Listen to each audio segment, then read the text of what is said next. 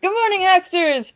It is Tuesday, it's my favorite day of the week, and we get to talk to another awesome person in the tech community. This week we're talking to Ramón Roche, who is the who's the general manager of the Dronecode Foundation, which I just messed up, but I'm going to cut it out so you don't see it. Oh, Anyway. you should just leave it. Don't worry. So, hi, Hacksters. How's it going? So I'm really happy to be here. I'm a huge fan.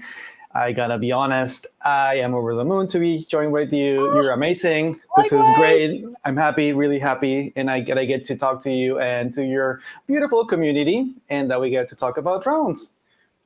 Yes, by the way, I'm sporting my Keep Open Source weird shirt that I got at Open Source Summit last week. We're totally going to talk about that summit as well. Yeah, and it matches your mug, right? Oh, yeah, it kind of matches my mug. And we used Rayala's like 5 minutes ago. So tell us about the Dronecode Foundation and how you came to be general manager.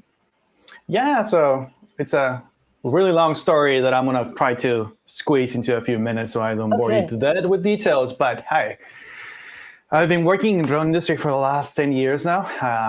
I started working at a tiny startup out of Tijuana, actually, in Mexico, where I live, called 3D Robotics. So this tiny startup was working with an already established open source community for drone developers, but the community was really getting started, and it was basically a lot of RC people and DIY enthusiasts that were trying to get things flying, basically. Like back then, getting things fly was a huge deal because when you thought about drones, it was basically those huge things that throw bombs at people that I don't really like to talk about. But thankfully, that whole perspective for people changed in the last 10 years. Like if you notice, like whenever you think of drone, you probably think of a selfie thing that everyone's like have at a park. And the reality is that really helped a lot, changed like public perspective. Back when I started the drone industry, even the U.S. government didn't know how to approach us and how to work with us. We were manufacturing in Tijuana, and the company was moved offices to San Diego and in Berkeley, and we were exporting a lot of things, and they even had trouble with us, like, hey, what is this drone technology? What is it that you're doing? This drone industry is really, really young, to be honest. It's like 14 years old at the most. And a lot of the people that got started in it are not even relevant anymore. So it's really young still because those newer companies that are leading the way with technology have not been around for too long. And thankfully, though, a lot of the executives on those companies and the founders and the lead engineers are still there's still a core group of us that are here and trying to move things forward.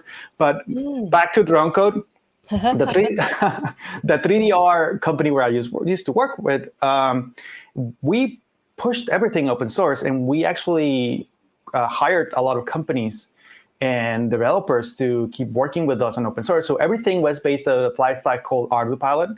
And back then, everything were like ready to fly kits. So like a drone, like you kind of know right now, was basically not a thing. Like we shipped you a box of screws and bolts and lots of pieces that you had to put together in a flight controller. And we said like, hey, here's the documentation and good luck. And that was a huge success, honestly. It's like everyone bought, at least had, I have tons laying around my house. My wife hates me with it, but I have a lot of hardware back there.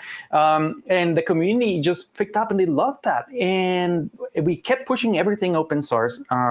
But the company, after a few years, released a better version of that we call the 3DR Solo. And that's the one that you had a Hackster community, and you published tutorials on how to hack it, which I thought was so cool. Yeah. So the 3DR Solo was the first smart drone that was based on open source. And honestly, out of the drones that you get to see today, I think this one is the one that made put this concept of smart in the community, in the industry. You had things like Phantom back then, and it was basically an RC device still. Like it would have GPS assistant flight modes where you don't need to be on the control all the time on the RC. but it made it so that people could fly easily and such.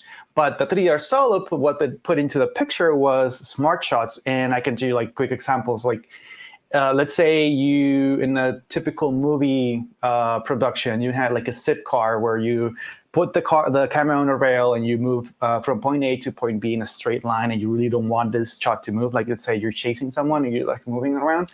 So we replicated that in the air with a drone, and it was a huge success. So as part of the team that worked on the APIs to make that happen, and we made that open source. It's a project called DroneKit, which is still alive and going. The 3DR pushed that code to the open to Dronecode. So back then, Dronecode was very young. Oh, that website's still alive! Awesome. I know. And it was like the first API for people to actually work with drones in a level that it was never possible before. It was basically take off a command in Python. It's like, okay, drone takes off, and we take care of like arming the drone and all the parameters that you needed to care for. And we made a lot of assumptions. When you make an API as simple as this interfaces like have to take a lot into consideration that you would. And we made it really easy for people. We took the decisions for them, but obviously we did expose some of the capabilities so that maybe you didn't want to change the defaults, like the height that the drone was going to take on takeoff, or let's say the speed from when you give it a command like go to this point in the world, and just basic things like that. But that library was really good at like helping with prototypes, and the drone scene started to use it a lot. So you started seeing a lot of tutorials out there, and it kind of helped a lot of people push the current features they have right now. Like the first thing we did was basically at a lunch and learn of the company was like just us, a group of us showing this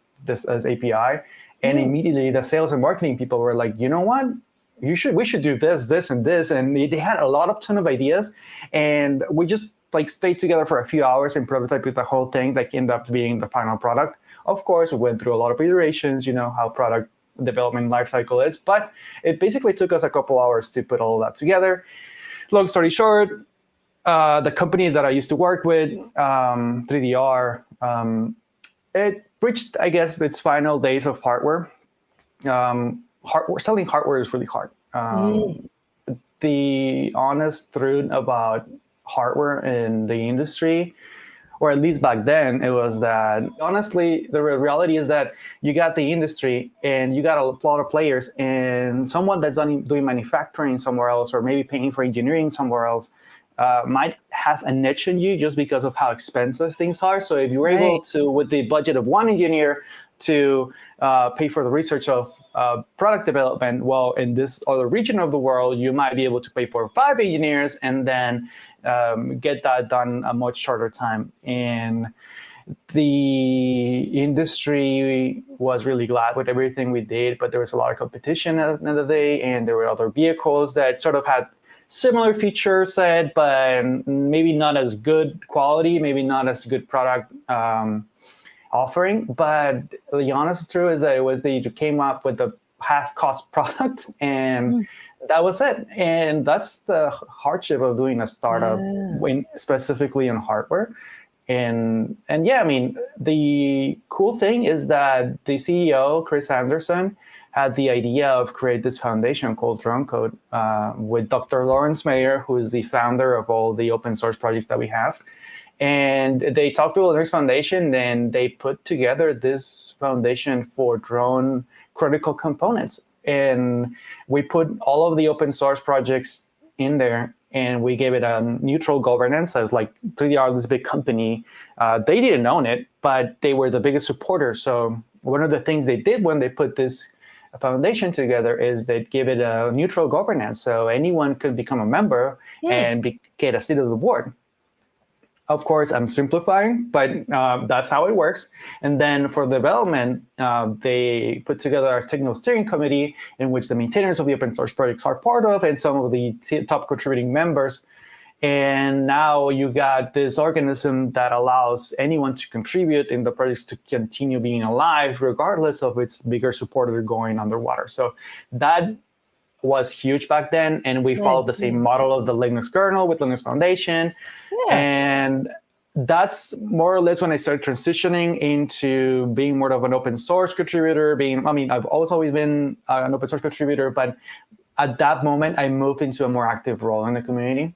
And the CEO, Chris Anderson, said, hey, you should come and help us in here in a more active capacity. And I took a program management role at Dronecode Foundation, which was honestly really hard to adapt to because I was a tech lead before, and I was doing a lot of engineering and I was a manager, had a lot of teams, but the one thing that really helped is that everyone was distributed across the world. They went remote. And in this community, like I don't have an office, right? Like I'm working out of my house and there's not like all of the maintainers of the place are here.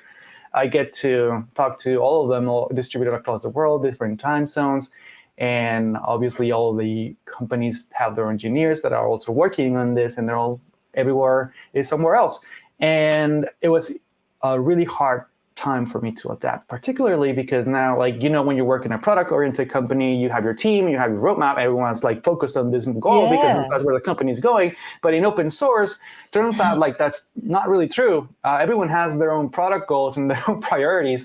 And now it was up to me and the board of directors to try to align everyone behind a single goal, which is a lot more harder than it sounds in open source. Like it's not like I can make it a priority for a developer at another company to work on this feature. So it is a lot of going out there and talking to companies and understanding what their priorities are and trying to put that into the open source roadmaps, into like priorities of the developers, and also specifically listening to the developers because they're the ones that are actually pushing this forward. And listening to them and understanding what they need and try to go out there with the companies and try to raise the funds to get them what they actually deserve, and they need to get things moving. And it's really hard when you don't have that context or that skill set. I'm a huge introvert that you have no idea. Like if you put me in a group of people that I do not really know, I'll have a hard time like getting everyone together and understanding what they like, who they remember their names. It's like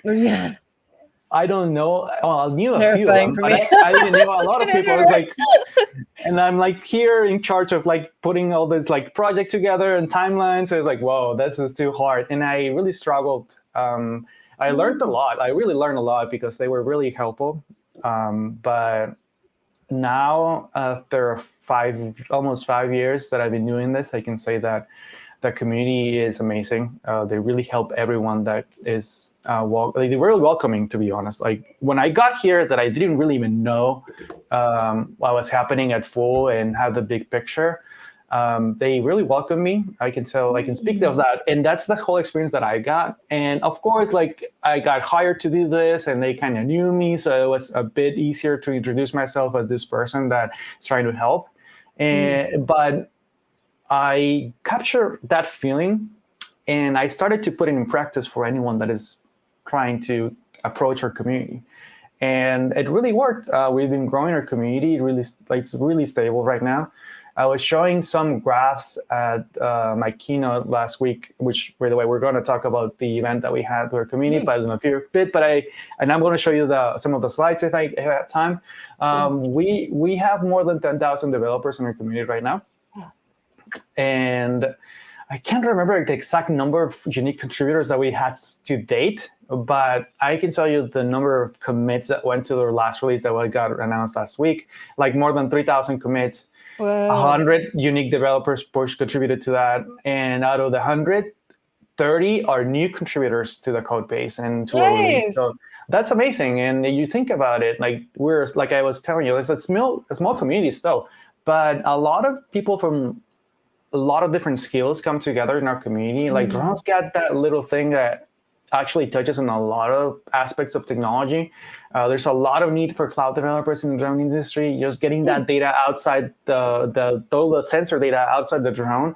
As soon as you can do that, and the faster you can do that in a solid way, and integrating with any other services that you need to, Let's say there's a lot of agriculture services where like a drone goes out to the field and they capture crop data and they send that to the cloud, and they actually look into the crop health, and let's say, hey, the soil is a bit dry right now. I think you should water this portion more. Or we think with the proper payload, of course, like proper camera, hey, we see a lot of bugs in there. Maybe you want to like, I don't know, do whatever you need to do to your crops to get them more healthy. And like that live action, like that data, as soon as you can get it, the faster you can get in, it's really helpful for a lot of industry. So Nice. cloud engineers, embedded engineers, like getting new sensors supported from IMUs, barometers, like any type of embedded sensor, getting in PX4 in a drone is really helpful. It's just so much. I could continue speaking of different skills that you need here, but that's the cool thing that I really love about this community. Like, whoa, there's a lot of people here, and I got identified immediately with a group of people. And like, yeah, I like this person. I like this community feeling, and I look, I love talking about technologies. You could probably realize by now I haven't shut up in like a couple of minutes now. It's excellent. Oh, there's so many different directions that I feel like we could go with this. But you know, there are a couple of things that you touched on that I'd love to dig into a little bit more. Just Let's for a go. moment, you know, you mentioned that you had a lot of struggles early on, sort of adapting to your new role, and that it sort of grew easier over time. And you sort of used some of those things that you learned to make it easier for other people to enter the community. I'm curious what kinds of things that you've learned and put into practice from your own experiences. Well, even the simplest things like saying hi to someone when they jump on your Slack, like that. Like I actually made a bot for that. Like, and I know the bot might not be too personal, but I built the welcome bot, and I give them links of like, hey, this is our documentation. This is like GitHubs, and if you need any help, just ping these people here, and I'd be able to jump in. I really put a lot of attention into the experience of like joining our Slack, because everyone is there, and like I think it's one of like the biggest things that you need to pay attention to, because the worst thing is you joining like an IM server or Discord or whatever you want to call it, and just getting the feeling like I can't answer a question because, ask a question because it's intimidating to be here. I don't know what these people are talking about. And in drones, you get that a lot because you can be talking about something that you don't understand, and you don't know if it's all right to just jump in and ask a question and interrupt the flow of the conversation. So I try really hard to make everyone to feel welcome and included. If someone new jumps in and posts a question, I would jump in and either maybe I don't know the answer, but I just ping someone that does. In there, or point them to our documentation. Hey, have you done this before? Try this. And oftentimes, like we figure out that people that get to our Slack are people that already have a question and they have a need, and they're looking online to get an answer, and they either didn't find it in their docs, or they actually don't know that we even have a documentation website up. So yeah.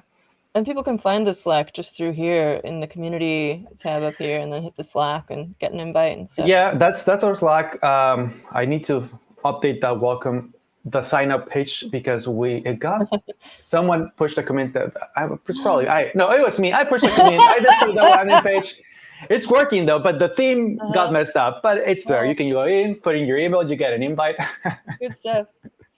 Cool. Another thing that I wanted to ask about. So you mentioned obviously that there are specific challenges in developing hardware, and also that your foundation is largely based on the model of the Linux Foundation. So what kinds of challenges were there, similarities and differences when you were trying to adapt the Linux Foundation model, which is obviously like software-based, to hardware? Yeah.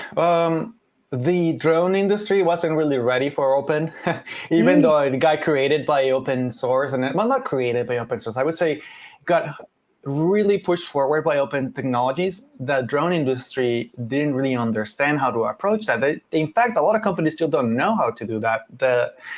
They see open as free, and they come and take, and then they move forward, and they never look back. And until they get a problem, of course, like, hey, this is not working.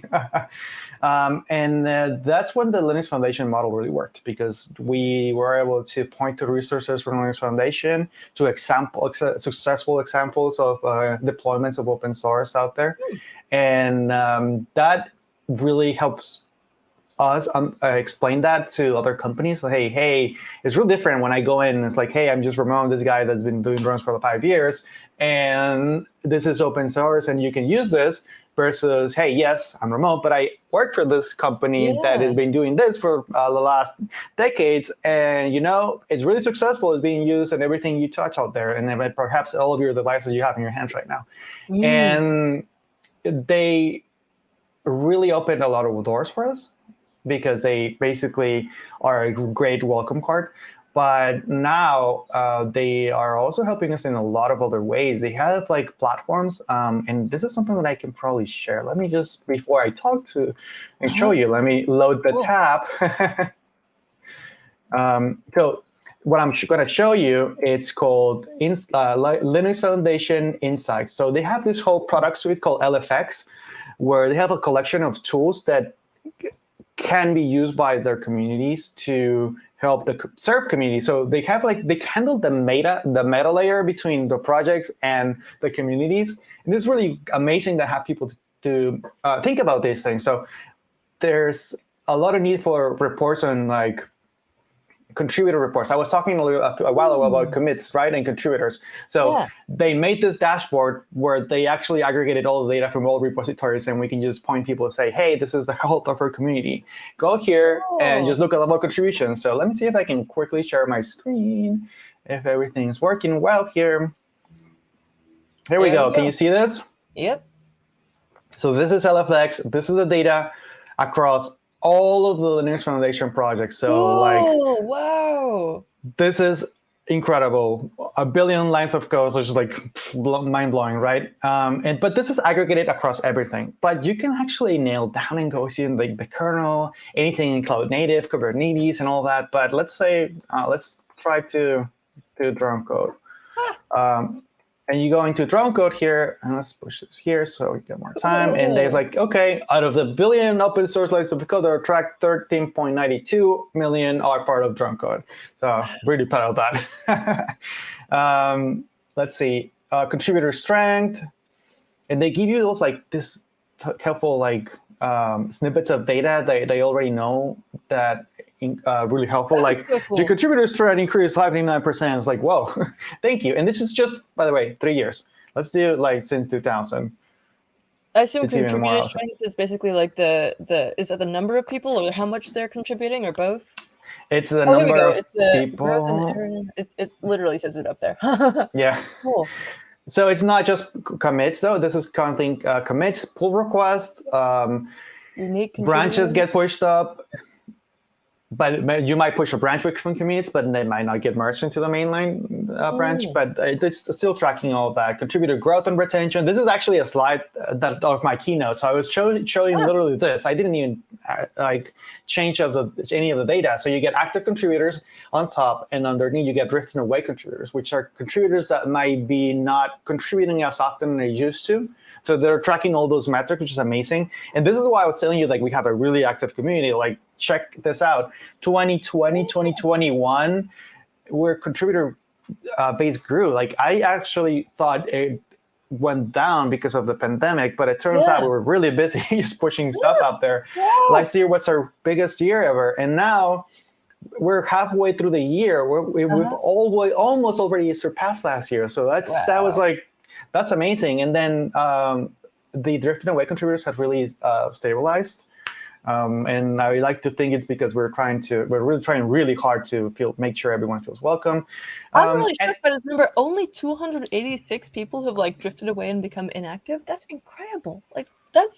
Yep. I mean, it sucks to lose people, but also that seems like such a small number compared to the number of contributors that you have. Your retention is amazing. Yeah, and then all of the new contributors you gain, I mean, you can expect contributors to drift away. That's just the way things work. Lives change. Exactly. And then the importance of the stat here is obviously, we're doing a good job at retaining, but Yeah. the industry is also growing. So you can also take this as like a post map of the industry, where it's going, and how they're looking now into contributing more. And I was at a trade show, I think in May. It was like the first trade show for the drone industry that I attended in person after pandemic. And a huge thing happened. It's the first time I didn't have a booth at the show, and I didn't need to have a booth because all the companies that are using PX4 and DroneKit stuff, they actually had like or logos on their booths, and I didn't even know that. Like, just was walking around, I was like, oh wow, this is great. Like I immediately got pulled into all those booths and all the people, and it's amazing to see the change from previous years where, yeah, I'm using PX4, but I'm not really telling you. I am keeping it as a secret, and moving that conversation into, hey, I am proud of using PX4, and I now realize that belonging to the ecosystem is even more powerful than the benefit of just using the code, which is honestly the biggest thing for me. Because, yeah, open source is way more than code. Like it's the community. It's the ecosystem, and I like to think that together we can do more than just individually, and that's true for companies too. Yeah. Even for competitors. Yes, absolutely. And you have this blog post that you published actually before the recent conference, and I love that at the start you also have a bit of the timeline here, the birth of PX4, and you can really see how fast all this grew. But also, I think one wonderful thing that you do in this post is that you share these very concrete stories of how open source is helping the companies that are embracing it, and reasons that they should be proud to use open source. Like you're saying, it's gone to almost a badge of honor for people to be using PX4 and using Dronecode technology. Yeah, totally. Because like you can take my word for it, or you can like see all the other people talking about it, and that's what those interviews are great for. And I've been talking about like PX4 software, which is the autopilot that runs on top on the brains of the drones, so if you want to call it that.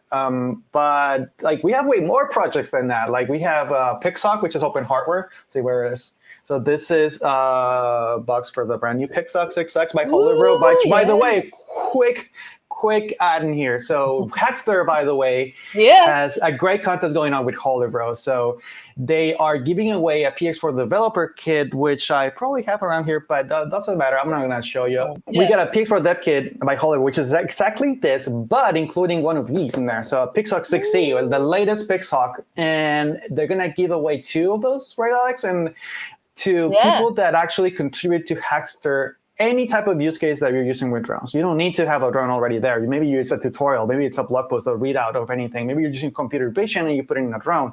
So share that with Hackster, and just make sure you tag it with the drone tag so that we can look at it. And then the one that gets the most views gets those PX4 dev kits. Yeah, all you have to do is add a project here. You can even import one that you already have, but it has to be a new project. And then you just, when you're publishing it, you add the drone tag on the project, and then it'll automatically be entered. And then you just share it with your community.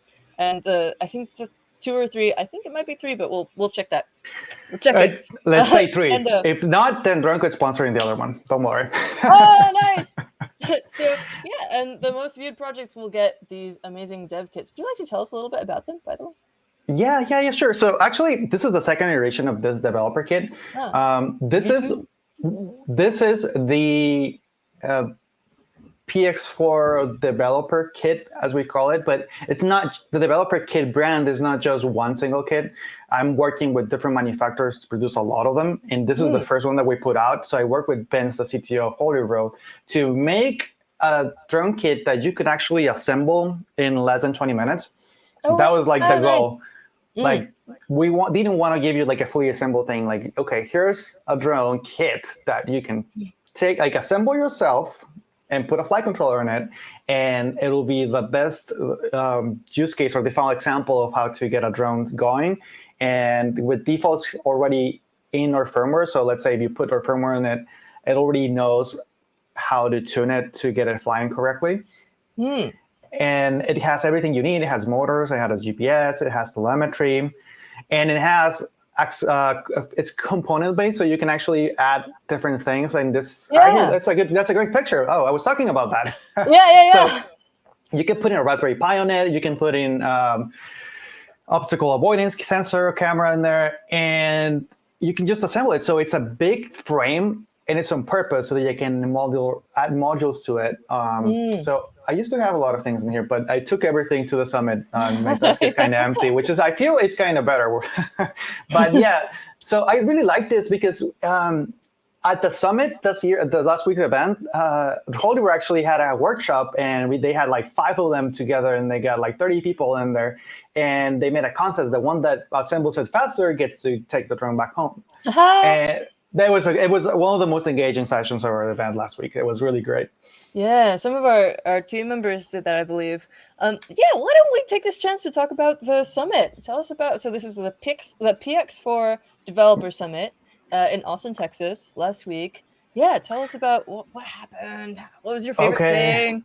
Yeah, so part of I was talking to you about the ways to make the community feel more inclusive and welcomed.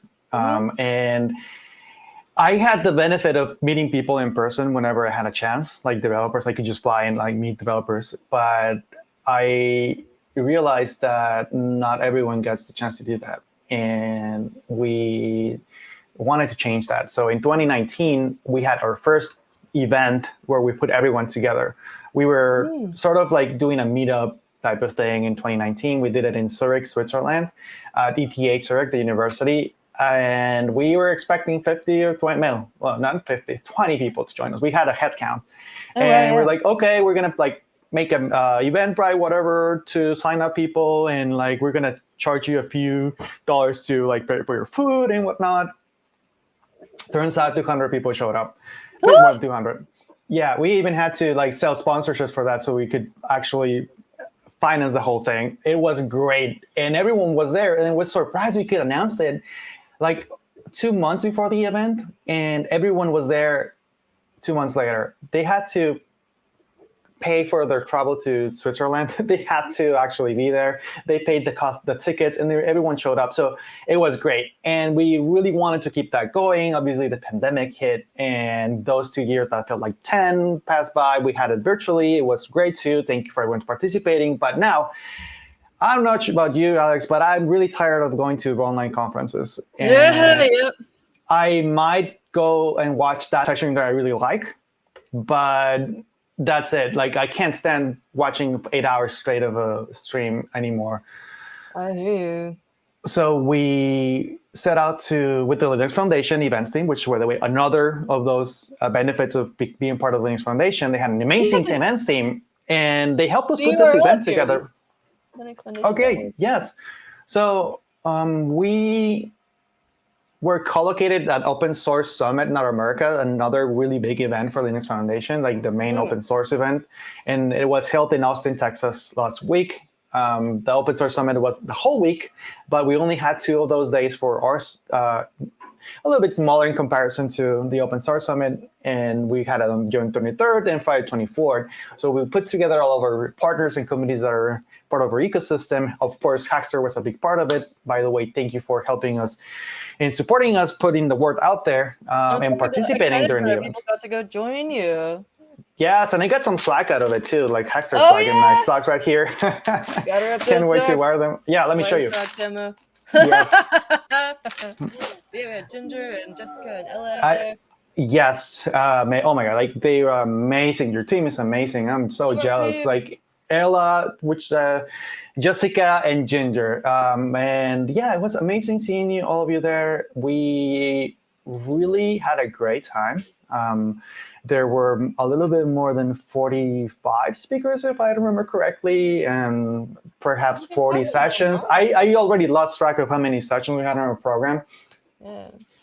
We were streaming the interviews live out of there. My community was amazing. But you know what?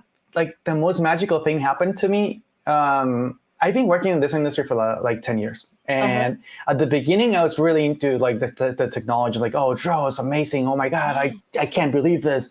but it sort of wears off after a while. Like you sort of already seeing most of the cool things, and like, okay, I mean, you start seeing it differently. Like, okay, it's my job and it's a professional thing, and we like moving step forward. But at the show, we had a drone light show on the night of day one. It blew my mind. I love seeing these photos on your Twitter. Look at this. Yeah. Oh, and my phone died right after it started. So, by the way, thank you for whoever took those pictures. It wasn't me. Okay, cool. And yeah, so UBFi, which is a Dronecode member, and they have a UBFi IFO. That's the name of their drone, which is running PX4 in it. So it's actually 300 open source drones up in the sky that helped us do this. So that's their company. So cool. Yeah, thank you so much for the sponsorship, UBFi. Amazing job. So the whole open source summit attendees were there. Everyone were there. The Linux Foundation staff were there. All of our event was there. And it was so magical. Everyone was, as soon as they saw the drones starting flying up, everyone was so quiet. And then after the initial drawings, everyone was like, whoa. It was a collective gasp happening at the same time. It was amazing. I haven't seen a full, I've seen some like smaller drone shows, in maybe like one or two, but rarely like a big one. And I think this is one of my favorite newer applications for these because not only are they like so stirring and amazing and magical, but also, they're better. I live in California. We have wildfires every year, and like so many of these are set off by fireworks from people doing July 4th stuff. Please. Yeah, please don't. And, like, save your fireworks for another day. and it's better for wildlife. It's better for pets. It's better for people with trauma. And for gender reveals too. So don't use fireworks, please. I know. So many reasons, but just there's such a great alternative that gets around all of those problems, and I think it's such a positive use of this technology. Yeah, and when you think about it. It's like a drone swarm. Like it's actually a drone swarm in the sky right there. Like it's such a good use of it. And get this level of yeah, definitely. So at our drone light show, we didn't really have a lot of time to plan it well. It was more of a last minute addition to the show, and I come up with the things we put in the sky, and I was having such a hard time to figure out what to do. So. Not all of them are 3D. This is obviously 2D. And, right. But we did have a drone made out of drones that was 3D, and it was moving around like it's circling, and it was really cool.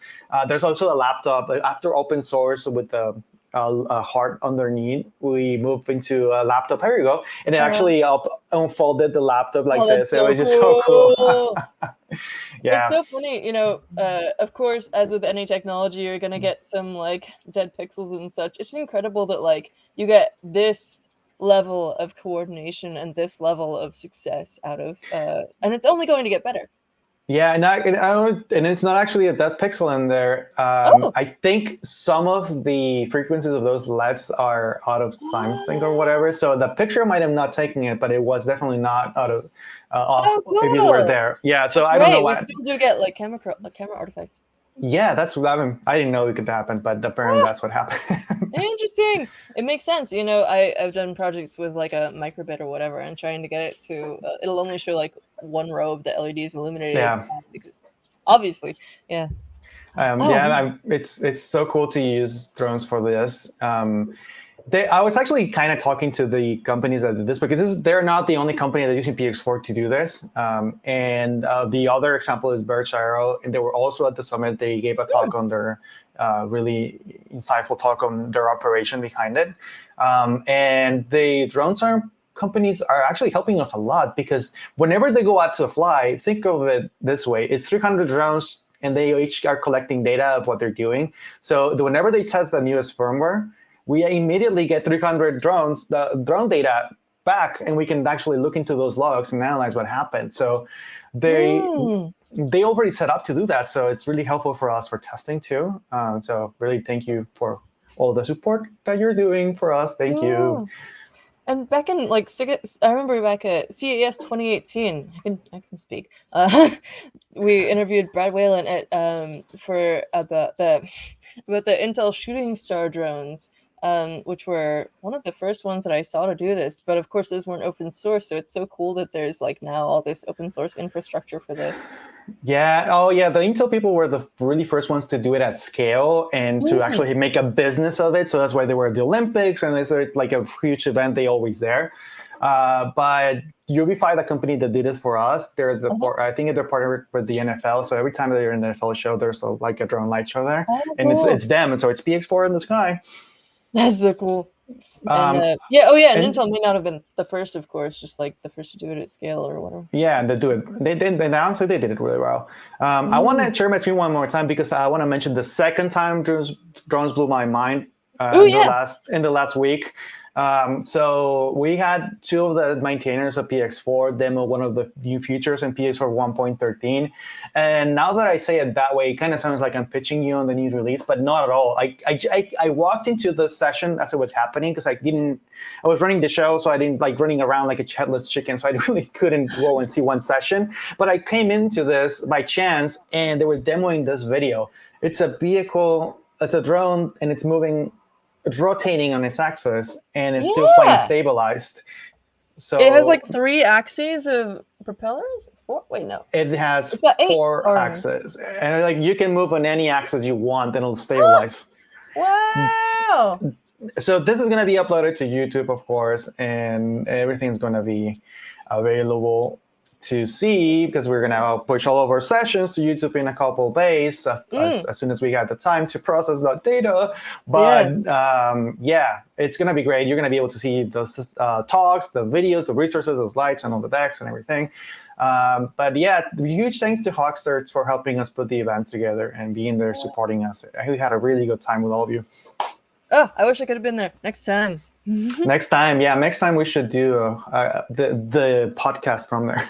Oh yeah, that'd be rad. A joint podcast would be awesome. So that's our event. That's one of the ways we are helping the community get more engaged and feel included. And we got a lot of different feedback from the team, like the maintainer team, but also from new community members. And they're just thanking us for making the community more approachable so that they can belong and like participate.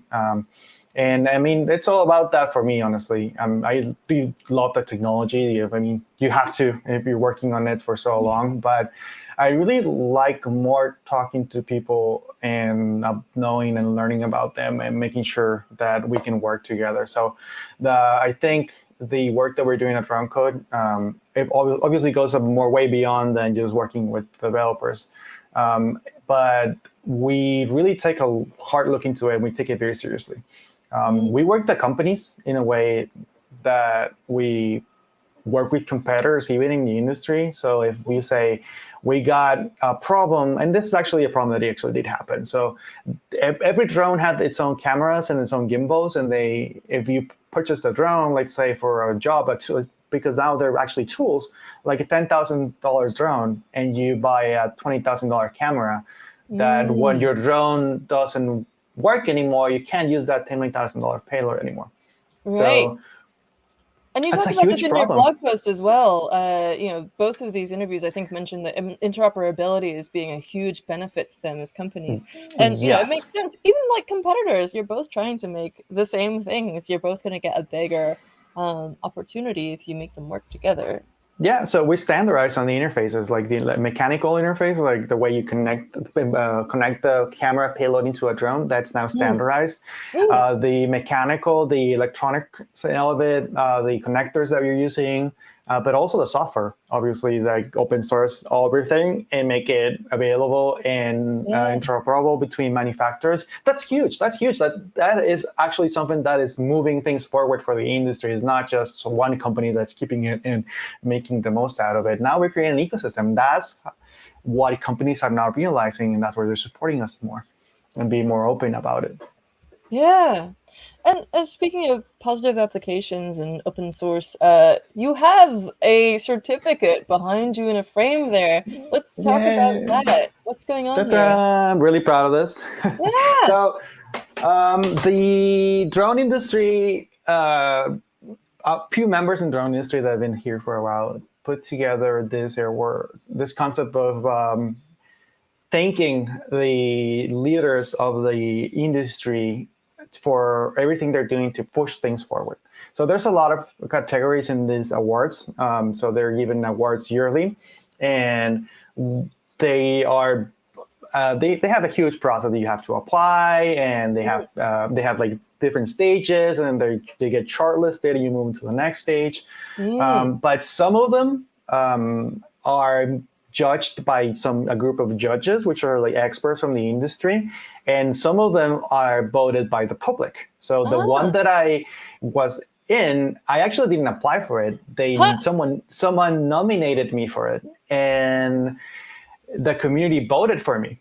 And this is something that it's public, so I'm going to talk about it. The community, they weren't voting for me, and they actually took the site down, like a denial of service kind of thing, as soon as we shared the link.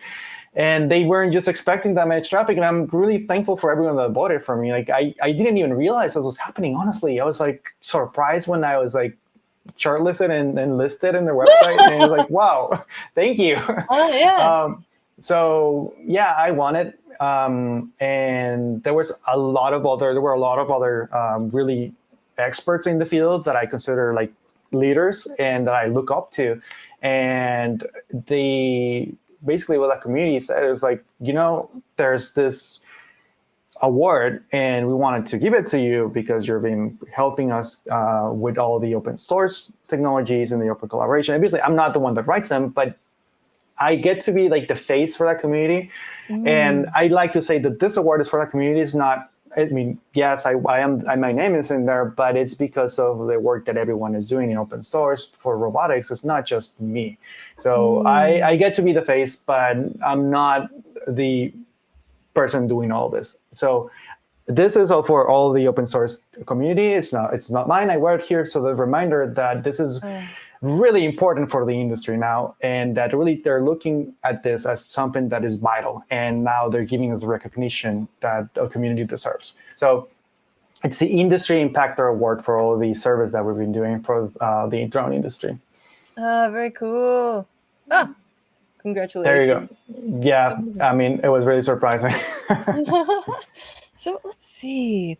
Yeah, we have a little bit of time before we got to wrap up here. I sort of promised that I'd ask you about things outside of just drones, and I'm curious about this. I shouldn't do two-parters, but I'm gonna do it anyway. Part one. You describe yourself as a robotics enthusiast, and that obviously is not. That's a broader term that doesn't just include drones. So I'm curious about that. But also, I know that you're really into music, and in fact, you just had a background on your computer that was like a record that was spinning. And you mentioned that you had some like maybe recent hits that you were into, and I'm curious about that as well. Let's start with the robotics stuff. Okay, so let's ease into that. You get me going with music. Yeah, it's gonna be another hour of podcast. So, robotics enthusiasts. So I work a lot with our partners at Open Robotics. They are a really huge part of our community, and they're huge supporters. And the way they were part of our event last week as well. And we're sponsors for Roscon too. Dronecode is. Yeah. So I'm going to be in Kyoto. If you're going to be there, I hope to meet you. And the fact is that I've always really loved reading sci-fi, and I'm really, really into it. And like reading, huge fan of Foundation and huge fan of iRobot. And that was just the way I was wired since was a little kid, and having the opportunity to jump into drones was like a first step in getting to robotics for me. And I got this huge thing going on with the open robotics people where like, drones are robots too. Like, stop just categorizing us as this special thing. We're robots. Like, honestly, we're just robots. And I just want to change that whole perspective for people. Like, yes, we're doing drones, but it's a robot. And PX4 is being used for drones that are flying, but it's also being used for underwater vehicles. It's also being used for rovers. And anything that you need to do some motion on it, and anything that needs to move from this place from point A to point B and be leveraging PX4. And I'm going back to PX4. You see, I'm always going back there. And you also have these tools, MavLink and Mav SDK that you were telling me about.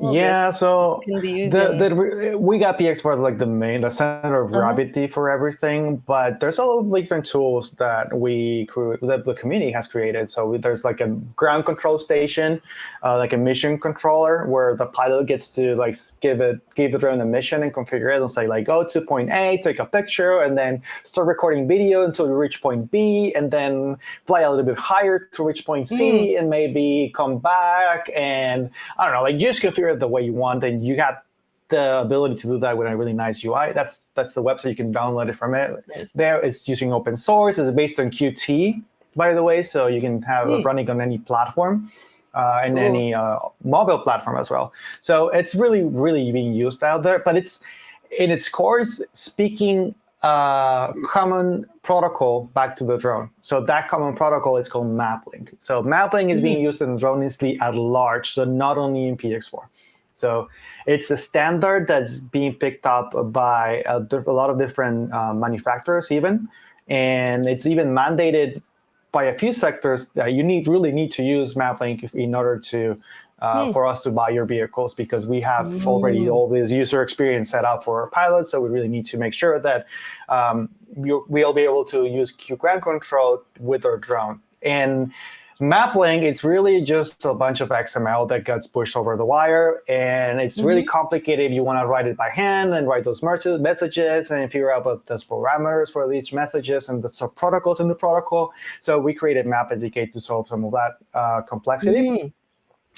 And the Map SDK is basically a gRPC-based SDK, which means that we get to generate libraries for Python, C++, and Swift, and they're basically using the same backend. So use the same backend to talk to MavLink, talk to those drones, and that means that you can actually have your own mobile web app or mobile app from the ground up, being native and talking to your drone. And my favorite application about SDK, by the way, is Python, a Python script.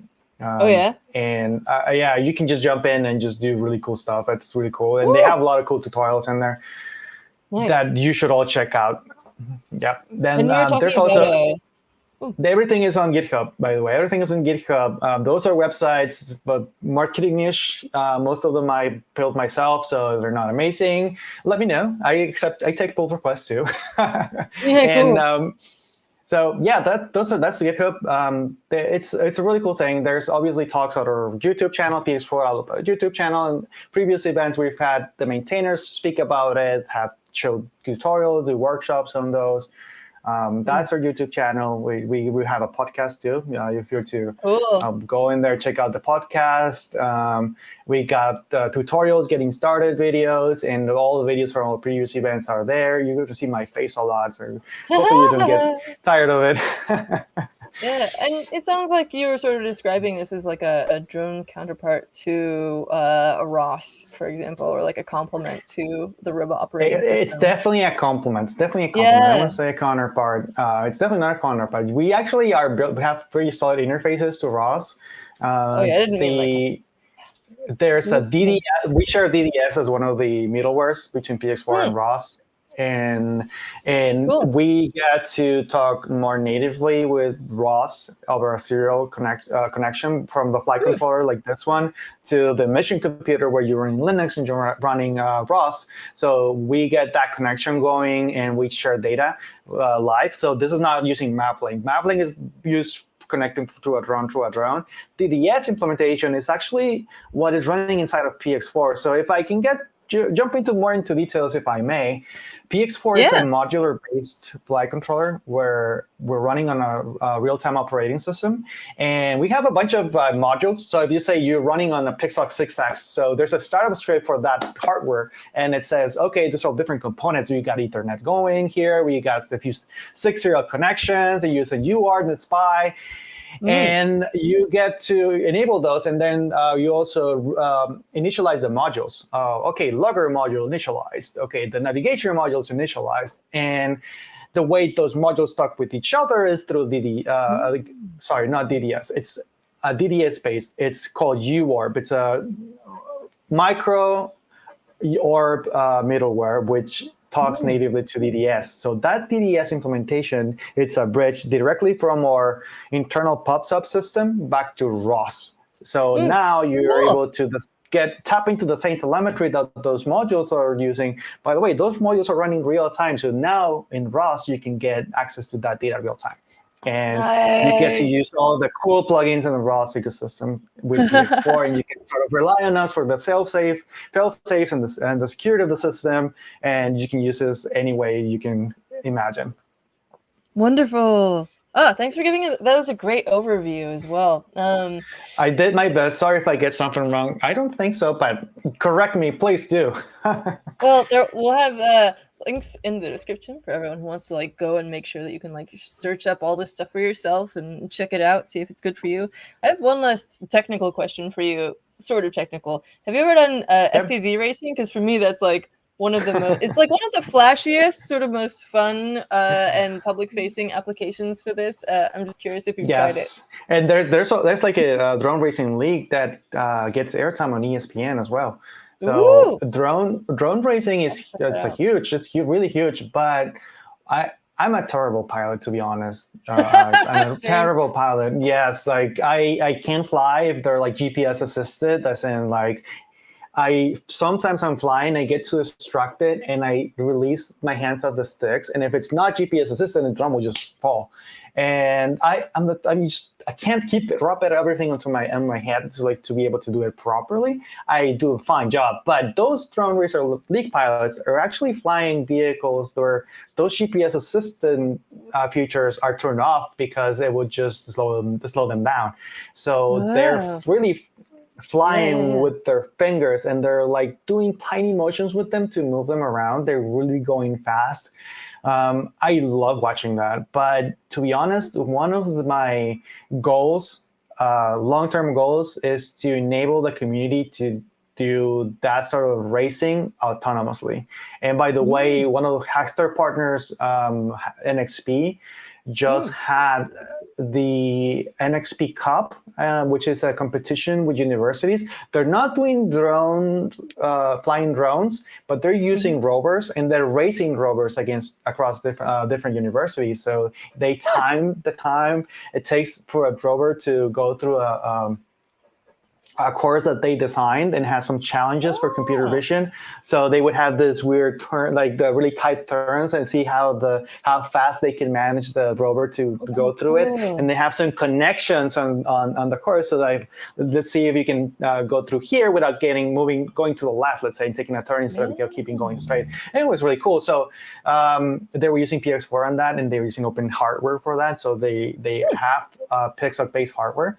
And I want to have that, but for flying drones autonomously. Imagine how cool it would be. I mean, yes, not to take away from the pilots, but if you could configure the drones autonomously, and the team that could manage to get those algorithms the better and tune the vehicles the better would win the race. Like, that would be so cool. So I want to enable that. I want to know. So is anyone watching interested in doing that? Just ping me. We can get something happen. We should make something happen. Yeah, and of course, NXP is just about to launch their Hover Games 3. We got an advanced tip on that from, oh my gosh, Ian Galloway. And it's I'm allowed to say that because we already published an interview with him. But yeah, okay, Ramón, we're going to talk about music, but we're going to do it in a very structured way, so we don't do it for an hour. I've written 5 lightning round questions for you. So top artist of 2022. Who are you listening to? New artist, old artist? Who's your top pick? Oh, new artist. I don't know if it's a new. new. Okay, I've been listening to Calvin Harris a lot lately, and I really didn't listen to any kind of EDM-ish music before, at least at that level. And I just need something to keep me moving, like happy music that I can just keep on working with. Yeah, that's what I've been listening to. Yeah.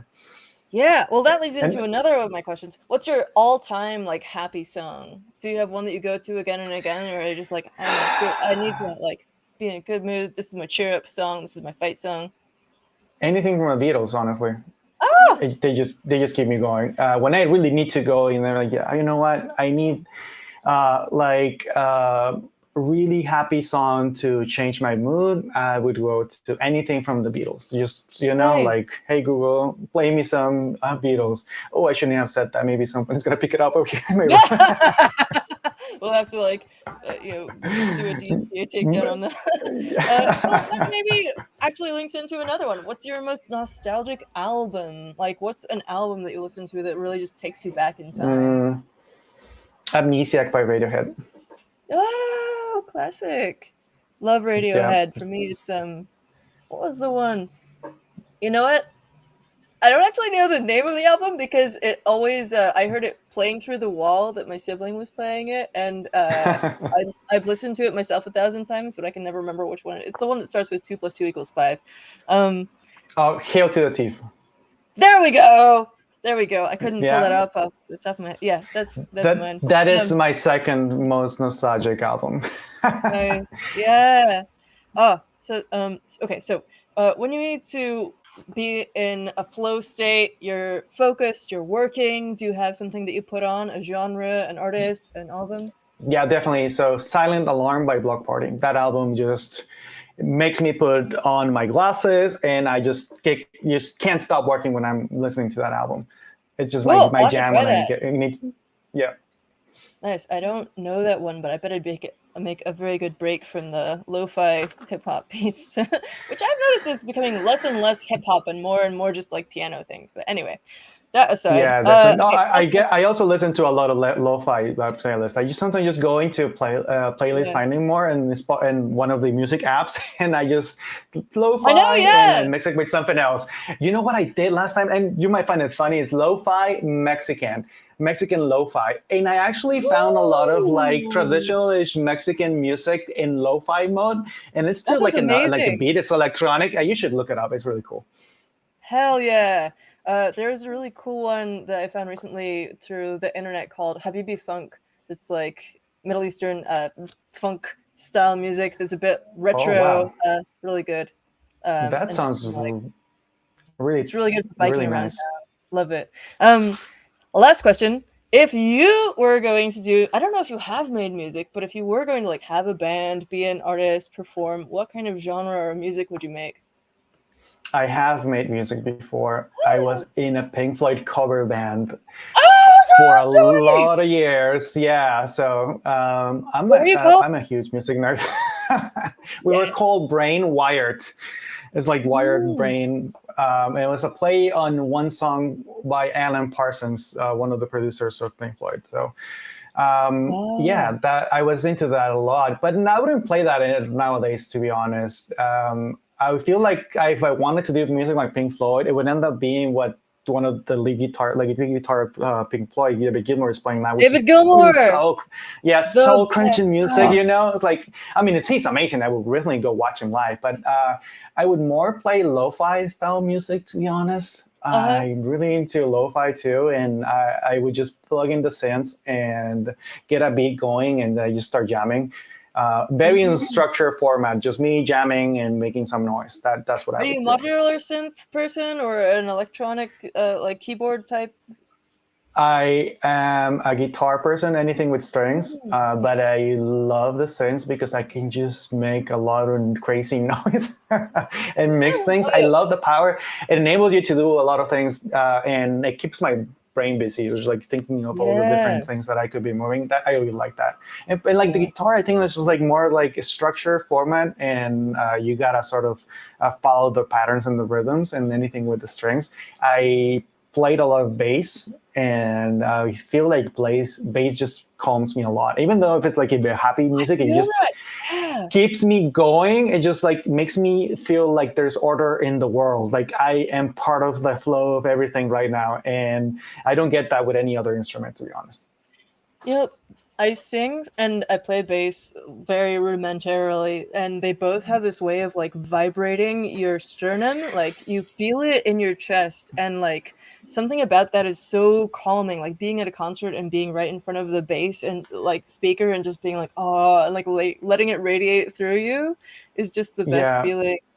Do you do both of them together, like bass and sing, or play the bass and sing together? Can you both?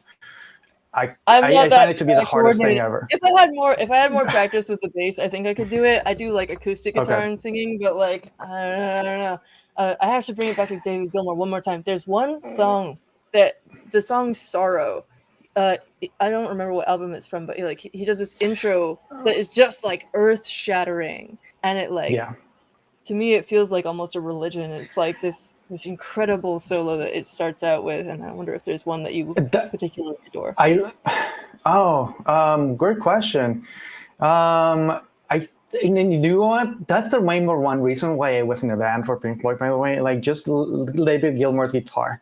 Of course, I love the whole concept behind the band, but just David Gilmour's guitar it's like connected to my soul, and it just feeds it. It's just like amazing. One song, I don't know. I think, yeah, I can't like name one on top of my hand right now, but I feel like there's a large number. Like it can be hard to pick one out of like. I mean, I feel like the most listen to is something like Money or Time, and they're great, but I don't really enjoy them too much. I look more into like the deep cuts type of thing. The later work of Pink Floyd, to me, the guitar feels a lot more mature, and I would lead to anything on the Vision Bell album, probably. Beautiful. I wish I knew better which ones are on which albums. There's also on When the Tigers Broke Free, which is a bit about Roger Waters' dad's experience. That is really good. Yeah, that's really good. I mean, Roger Waters is an amazing composer. Like I think he put in the whole concept behind everything that they were doing. He was just like moving it forward. I really enjoy that. And as you can tell, I really like my Pink Floyd. Yeah. Well, Ginger, it turns out, also was in a band when, like in the past, and she played bass. We could get 3 basses together and have some kind of crazy rock out session someday. It'd be amazing, and do some weird stuff. That would be great. Well, yeah, I'll look forward we should do to that. It. Great. Thank you so much for joining us, Ramón. This has been such a pleasure, and I'm glad that we got a chance to like sneakily put some some music stuff in there at the end. I'm really glad. Thank you for like everything that you're doing for the I think the community and open source and open robotics, and pushing for all the DIY communities to have a place and to feel welcome and included. Yeah, I mean, it's great to have channels like this where you can just go and talk about new hardware happening and new projects. And because honestly, there's not a lot of opportunities to go out there and reach a community. And I think this is something really powerful. And I want to commend you. Thank you. And thank you for having us. And anything we can do to support you, we're here for you. Likewise. Thank you. And it's such a privilege to have this this place to do this. And so I love my team. Everyone's great. And thank you for doing Dronecode Foundation. Everyone, you can follow Ramón on Twitter at Mr. Pollo. Mr. Pollo on Twitter. And then of course the Dronecode Foundation. Check out the links. Dronecode Foundation. You can find it at Dronecode at Dronecode on Twitter. We are on LinkedIn, Twitter, Facebook, everywhere you go. We'll find us, PX4 Autopilot as well, and on YouTube at the name is PX4 Autopilot, and that's where we host all of our videos and podcasts and such. And you can find more on Dronecode.org. We will put all those links in the description. Thank you, everyone, again. Have an awesome rest of your day, and we'll see you soon. Hack on.